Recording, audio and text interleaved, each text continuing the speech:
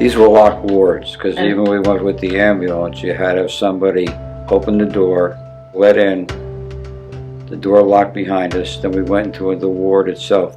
They opened that door, went in, got the patient, and then and what we did is anytime we took a patient out, a nurse would have to come with us.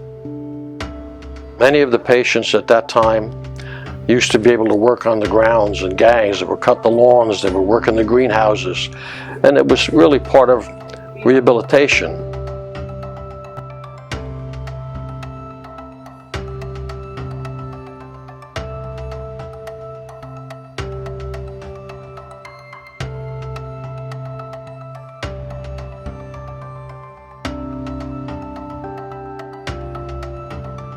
And they called it a mental hospital. To me, the people were very nice, never any problem with anything.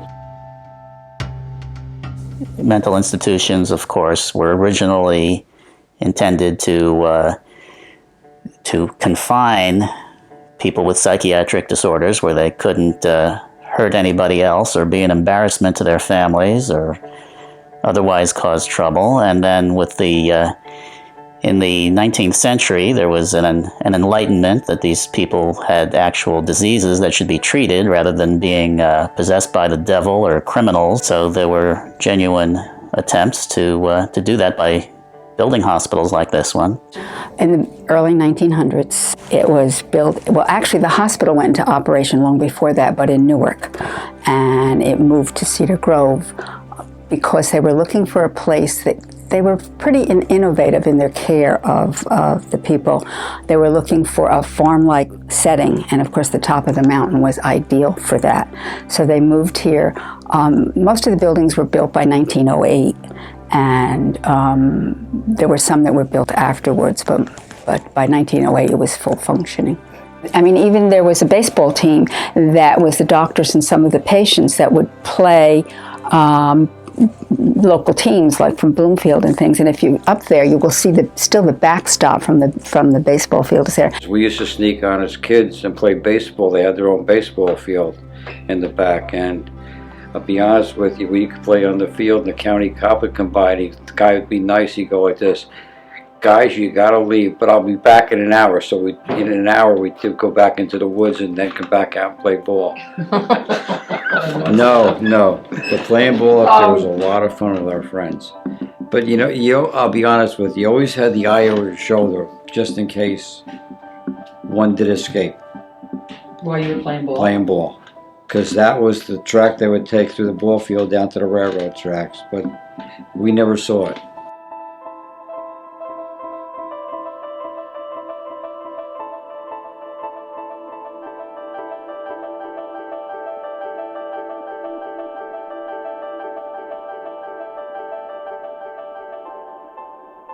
Patients actually worked. They made rugs, and they were sold then in Essex County, and the patients got dividends from the rugs that they sold. And at one time, between patients and doctors and nurses, 4,000 people at that place at one time. It was a self-contained operation. They grew all their food, all their own food, or they had a butcher shop. They had the meats come in, they cut them. A huge kitchen with I don't know how many chefs. Mm-hmm. The one area where Cindy lives off the Skytop, right down there is a parking lot. Now that was just a big old cornfield. They raised their own corn. They did it also for on top of the hill, the penitentiary. At one time they actually had cows there for milk for the patients. That they had whole prize-winning Holstein cows there, and by the time we got here, the farm was gone, the entertainment center was gone, the nurses' houses were not being used anymore, Doctor's Row was not being used anymore, and there was one, because there were three large dormitories, and there was only one being used by the time we got here. There was a beautiful gazebo that we wanted preserved, which is now falling apart. There are still some of the dormitories there. Not up until about A month ago, there was the fire station, but the fire station was just torn down, which is a shame because they had their own fire company up there. The firehouse is now down, and I was very sad to see that building go, because that was in its heyday, it was just such a beautifully structured building. The power plant is still there and is still in existence. It's as you come into there, but it was still working for a long time. I think because it powers the senior citizen housing, which at one time was part of Overbrook, but now it's privately owned. It's about the only thing left that's still working. So they dropped coal for the powerhouse because at that time it was, you know, the furnaces were fed by coal.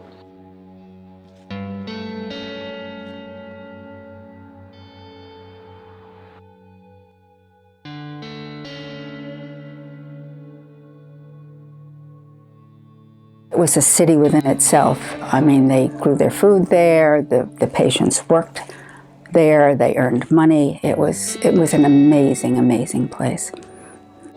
But it's a famous place. As a matter of fact, I'll tell you a cute story. I went up to visit one of my friends in Boston College. And I flew up and flew back home, and they said, coming back home, you're flying over Cedar Grove, New Jersey, home of the Meadowbrook and the Essex County Hospital Center, Overbrook. So it was well known, very well known. They used part of the buildings, one ward, to film a couple episodes of The Sopranos, where Uncle Junior, I don't know if you've watched The Sopranos, but Uncle Junior went off his rocker, and they put him in there. It's called Overbrook because it was over the brook, which is really the Peckman River. Once in a while, they would send like an air raid siren off, like a horn, if someone escaped. But there was, not that I know, there was never any problem, because they were, usually what they would do is they'd come right down the railroad tracks, and there'd be a cop right over here waiting for them to take them right back, because, you know, they wouldn't go through the woods, they just came down the tracks, and they were back in 5-10 minutes back to the hospital. My friends and I were crazy. We'd hear the sirens going off, and we used to run over there to Overbrook to see the mental patient running down the street. We never saw one, but my mother goes, "Don't you ever do that again." Next day, if it went off, we run right back over. If one of the patients got out, they would blow a whistle, one for a man, two for a woman. And you kind of knew when somebody had escaped because the police cars would go up and down our street. And these people were just, most of them would walk out the railroad track to Fairview Avenue, to Bloomfield Avenue. They wanted to go home. That's all they wanted. Is this a common? One time, my grandmother's house was at the bottom of our street, Valley View Road. And one time a patient walked in the back door and walked right out the front. And my grandmother said, "Oh, hello, dear." Because she always had tea on, So, but it wasn't an issue.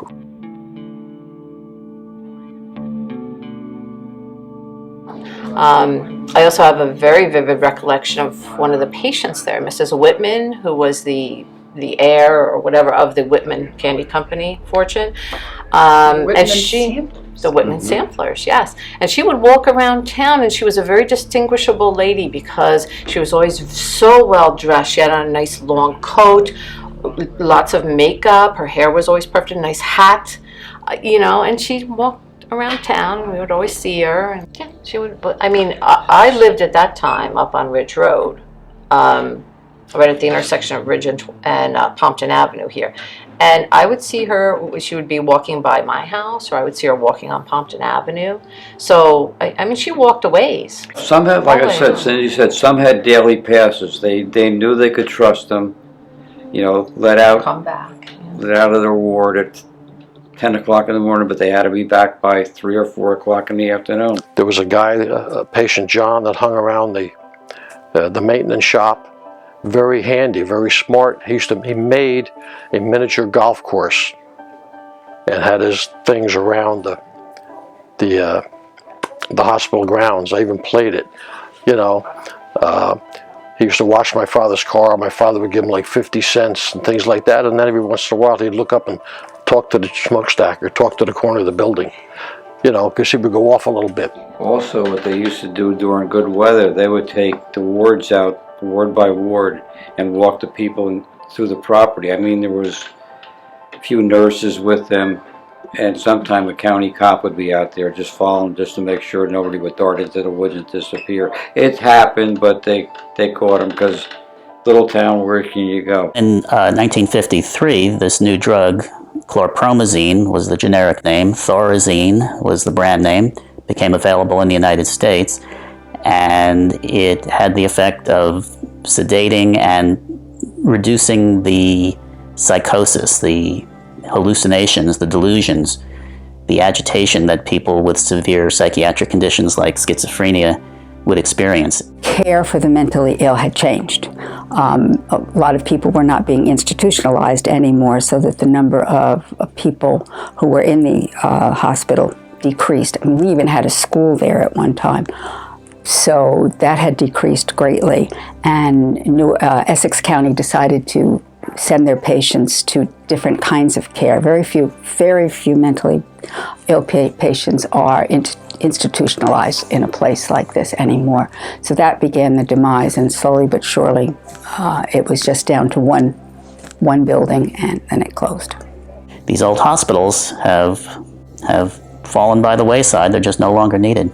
To me, it still looks, some buildings still look the same, exact the same from the back, but when you come around the front, you know, through, I'm going to be honest, devilment, you know, kids throwing bricks through the windows and things like that.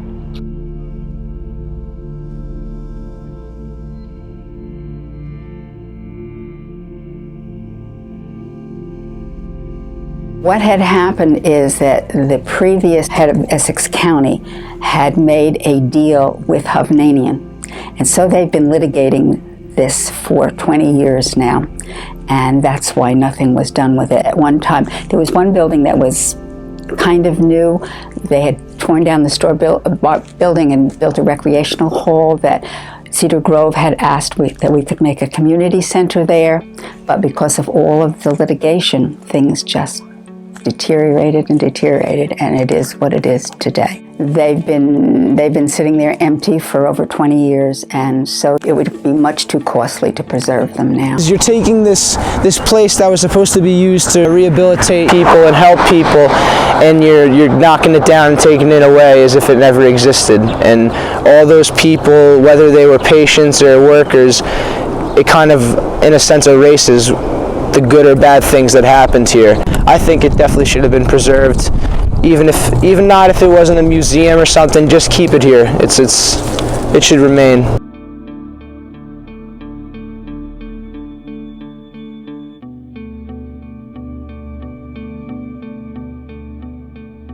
It's dangerous. It's very dangerous in there. Me and my friend came, we obviously wore like surgical masks, you know, with the air filters because of asbestos. You could definitely see there were some areas where it was really sketchy and you wanted to avoid, and then there were some you didn't want to avoid. You were interested and you were intrigued, and you know what, maybe you had to balance yourself a little bit to walk across a beam or something to see what was on the other side. So I think it had to do with just being curious as to what was there.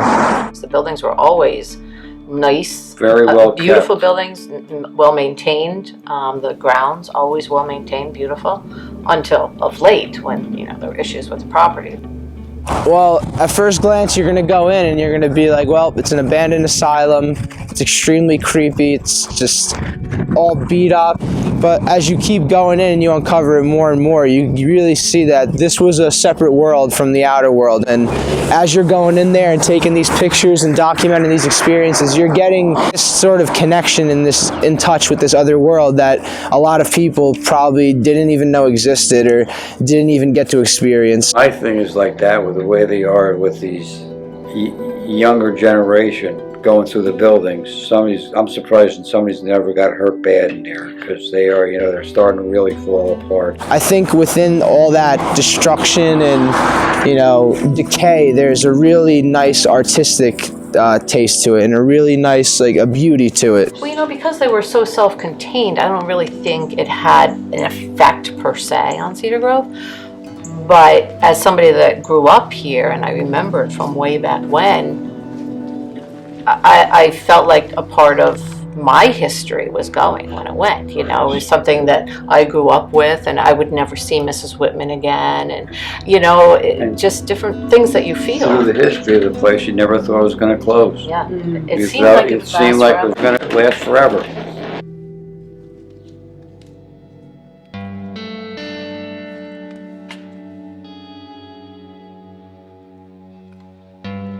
What they look like from then to now, a couple of years ago, were a big difference. It brings back a lot of memories as a kid running up and down playing ball there.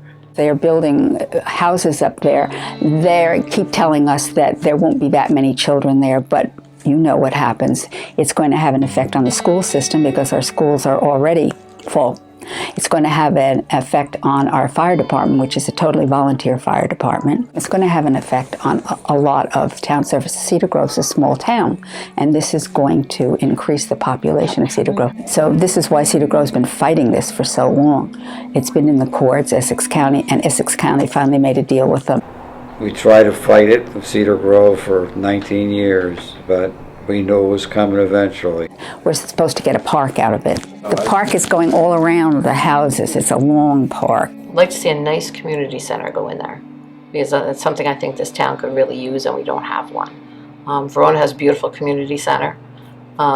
They say we're supposed to get one. The county is supposed to put one on the list, supposedly where they're putting the construction, the housing around that is supposed to be parkland. Up until maybe a year ago, they didn't have the road blocked off. You could drive up there. They're slowly but surely tearing things down because they're getting ready to build. I think we should start thinking about what we do to these historical landmarks. We got to start recognizing the things that we shouldn't touch and should leave to preserve, and the things that we can, you know, modify and move around.